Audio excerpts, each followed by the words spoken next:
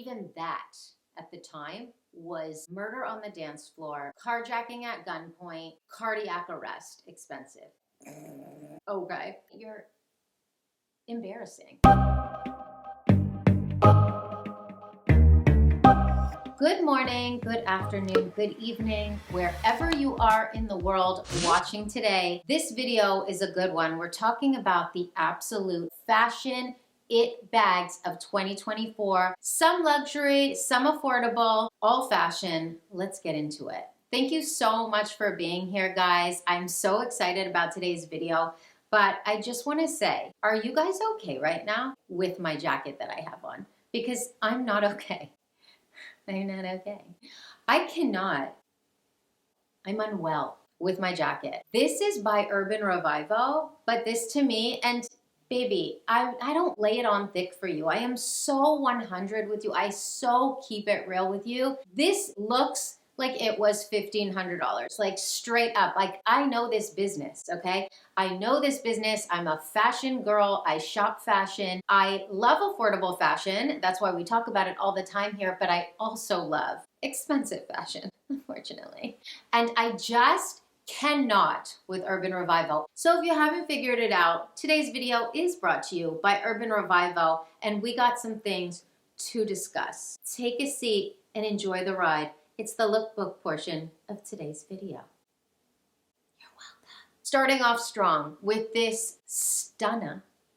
What did I say in short girl fashion? I said, if you want to look taller, the best thing to do is to rock a crop blazer. This is just so me, so on brand, so exactly what I've been saying, what I always say on Instagram and TikTok. A cropped blazer is going to make your legs look longer. This gorgeous pink tweed and then this gorgeous button detail at the top, like this is something I would find on Matches Fashion, on Moda Operandi, on My Teresa. I cannot with this. Every single thing I'm showing you are my selections of things that I just think look fashionable, look expensive, and even some super high fashion like runway looking pieces. Now this is just so classy, so sophisticated. If I saw someone wearing this walking by me, I would 100% think they were rocking Celine. This looks like Celine, it looks expensive. I don't know why it gives me like chic Gwyneth Paltrow going to the courthouse. Stunning, just stunning, babes. Now when I said high fashion, baby, I wasn't lying. Listen to me, fashion girls, okay? I'm telling you, I would go to Paris Fashion Week and rock this. A cropped cardigan for the win. You don't say cropped, say less. We've been down this road. You know what I'm gonna say. But how chic with the gold buttons. And it's so nicely cropped. And you can also wear it open with the tank top underneath. Like, how chic. This is so for me. Now, we talked about that striped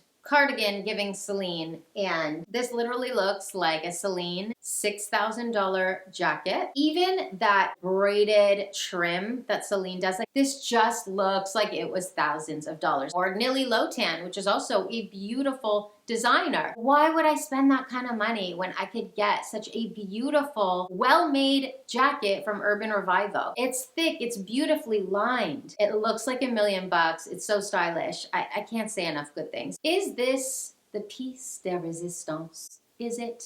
Because we love a Barbie pink moment. I actually cannot deal with this jacket.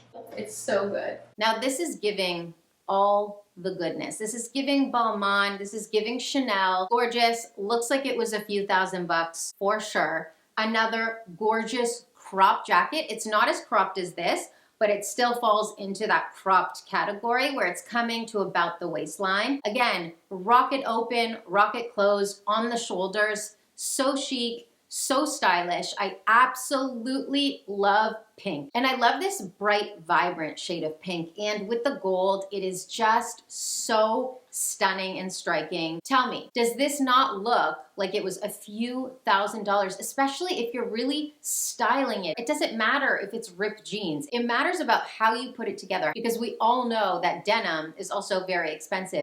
And it's not always about looking expensive, but it's nice to look like you're in some amazing outfit and it was really, really affordable. I think this is my favorite Urban Revival haul I've ever done for you guys, truly. And of course, one last little shout out for little boo thing that I'm wearing right now. Enjoy these amazing prices, and you'll get an even better price when you use my discount.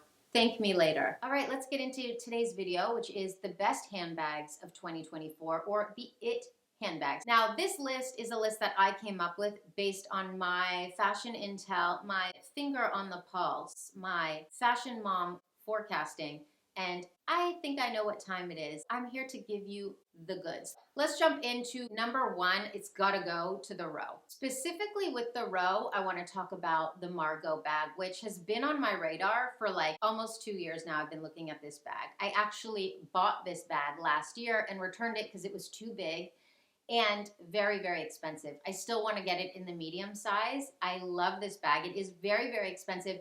Some people are calling it the new Birkin. It most definitely is an it bag. It most definitely does have staying power, but in my opinion, it most definitely is not the new Birkin, nor will it ever be. Listen, the Birkin took decades upon decades to be the bag that it is today. The Row is not gonna waltz in with the Margot bag after a couple years and take a title of the Birkin or the Birkin replacement.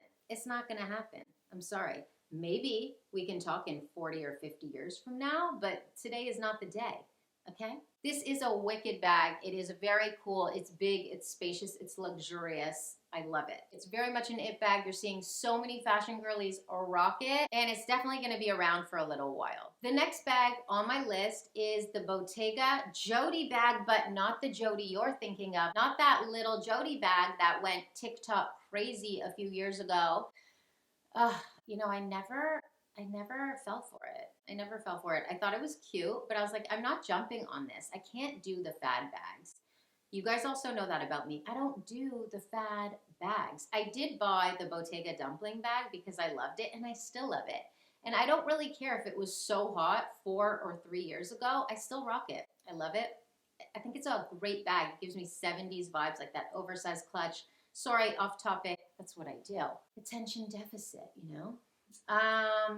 So chic for that. But no, I'm talking about today the large Jodie bag, which, by the way, when the mini Jodie was happening, I was rocking the large Jodie. I'm already done with that trend. Not that I should be. I kind of regret selling it, but I did sell that bag.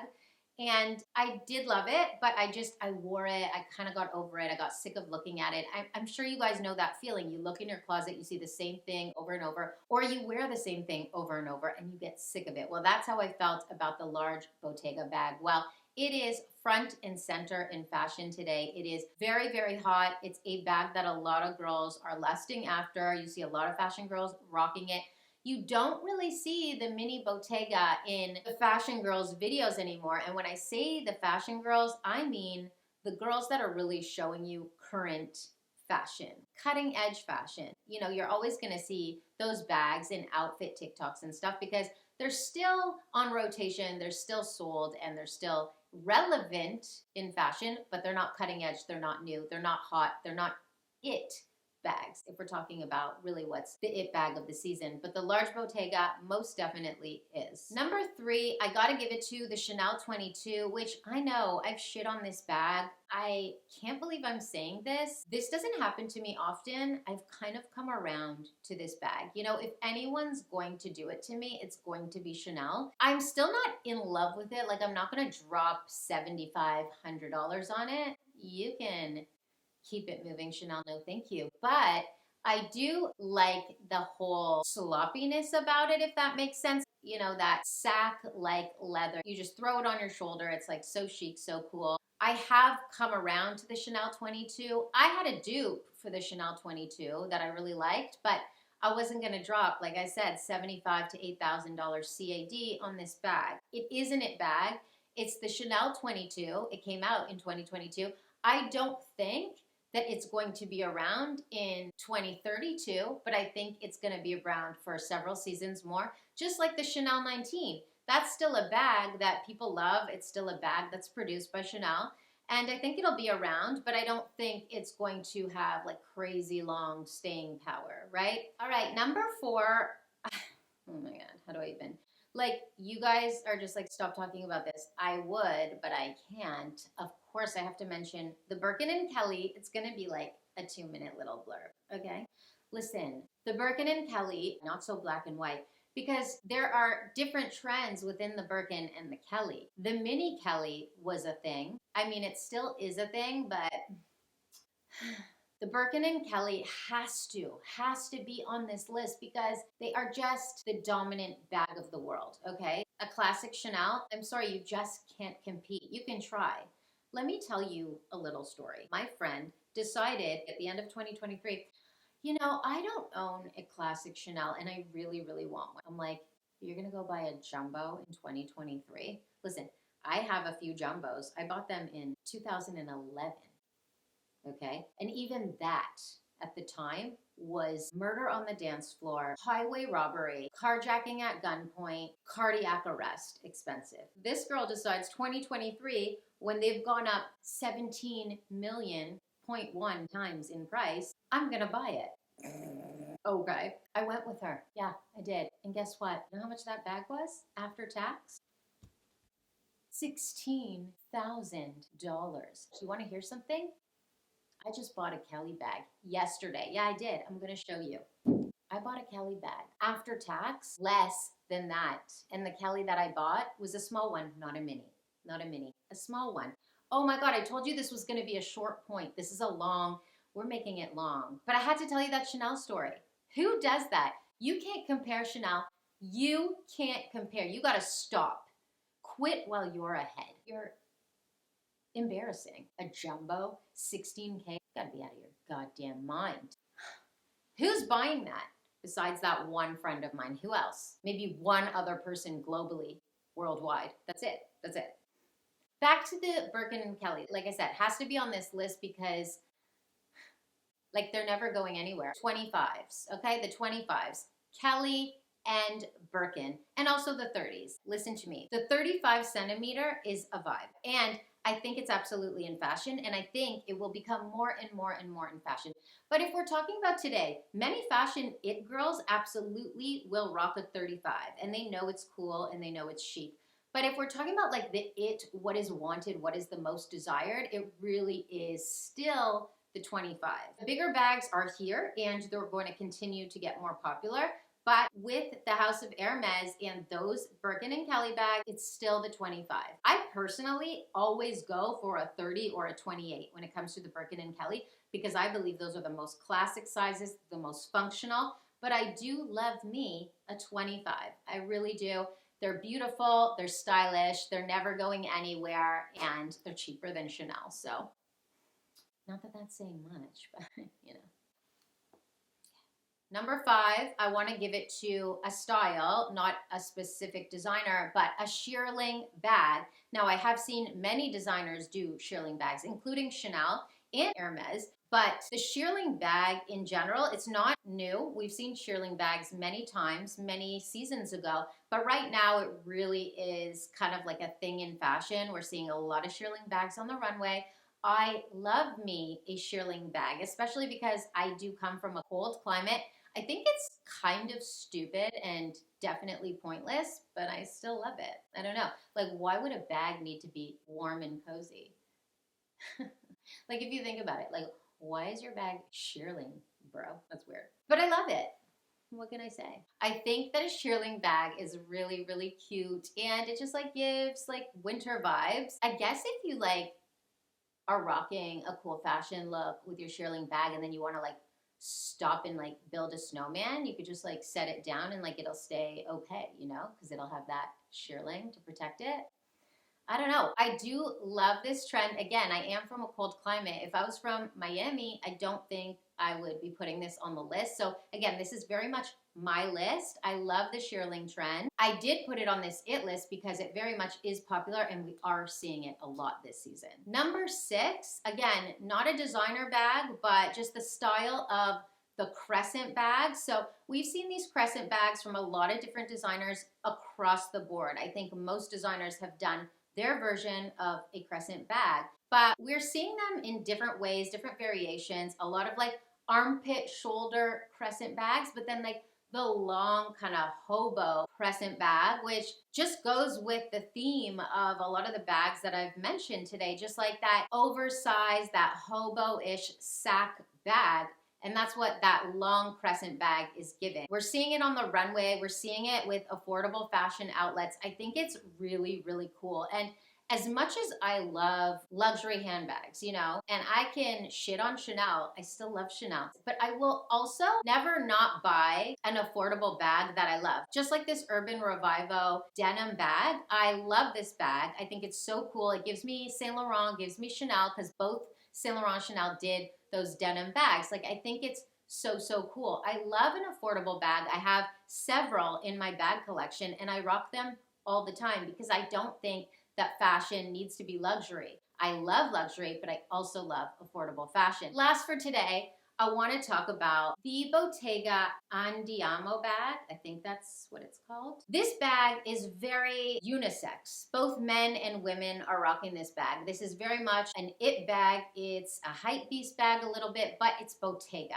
Now, Bottega has become very, very popular over the last few years, but Bottega used to be very much that old money, quiet luxury brand, which is just so corny to say in 2024, but that's just the truth of the matter. That was what Bottega was. So Bottega, as much as it might be a hype beast bag right now, Bottega will always be cool. It's a long-standing fashion house that has earned its status. This bag is really cool. It's that oversized, large, carry-all kind of hobo that we've talked about throughout this list and many times on my channel. It is a fortune. A fortune. I am pretty sure this bag is like close to 10K or something, 7 to 10. Like, what are you talking about? Bottega's always been that girl, always been super, super expensive. I personally could not spend this money on this bag, but I do really, really like it. I think it's really, really cool. This is a bag that I would find a dupe for if I really, really wanted it, because if I'm spending 10K, I swear I'm going to Hermes. When you're spending this kind of money, where do you want it to go? Somewhere where it's like trendy for a few seasons and then you're kind of like, how do I recoup my money on this? A little side note on the topic of handbags, I do want to talk about resale because I've done resale, I've been burned by resale, and I also have sold non-authentic items not unknowingly because I bought and then resold. I've been burned, and it happened kind of in a big dramatic way for me, and it was horrible. So as much as I do believe in buying resale, I think you always have to do your due diligence. The reason why I still very much believe in it, even though I've been burned myself, and also the biggest luxury resellers in the world have also been burned, like The Real, definitely What Goes Around Comes Around. Like, these super fakes are wild. What I will say is that if you are buying from someone or a company that is reputable, in most cases you can buy with confidence, especially when you're using things like PayPal or you have buyer protection, because that company will refund you if you prove that it's not authentic, and also you have buyer protection with a company like PayPal. So these are the things I think about, and I just think it's worth talking about on a serious note today because I very much do believe in resale. I love to save money. Who doesn't? And I love to also sell my items, but you have to be careful. And as a seller, you have to be careful. I buy a lot of resale myself, clothing, handbags, accessories. So things do happen, mistakes do happen. It's a crazy world right now with the resale market, but I still really do believe in it. It's worth mentioning. I just wanted to mention that here today. And that kind of concludes my list. So I hope you enjoyed this video. I love talking handbags with you. I love talking it handbags because I'm passionate about it. And I really loved making this video for you in every way, from the fashion, the beautiful pieces I'm showing you, the handbags we're discussing, and I cannot wait to show you my new Hermes handbag, so please stay tuned for that. It's gonna be a good one. Oh my God, I also told you a while back that I have a watch that I bought that I never showed you. I gotta show you that too. So maybe we could do that in a 2-in-1 video. Yeah, that's it for today. I love you so much, and I can't wait to see you in the next one. So until next time, bye for now.